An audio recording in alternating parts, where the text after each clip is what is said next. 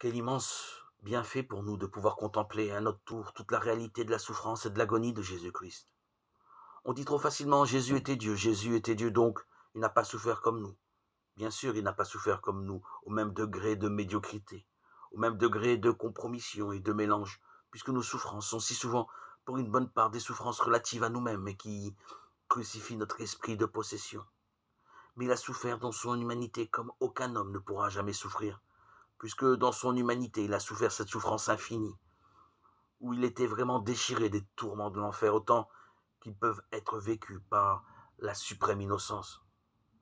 C'est par là que nous est révélée la puissance de notre liberté. Notre liberté a juste la mesure de la croix. Voilà ce que nous pouvons tuer l'amour et le précipiter dans cette agonie de ténèbres.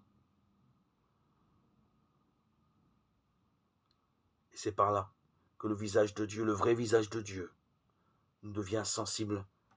Car derrière l'humanité sanglante et déchirée de notre Seigneur, derrière cet écartèlement qui divise son humanité jusqu'à la mort, il y a l'éternelle passion de Dieu, puisque l'humanité de notre Seigneur est un sacrement, le sacrement des sacrements,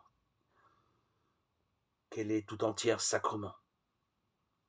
Tout ce qui s'accomplit en sa passion représente, révèle et communique la passion de Dieu.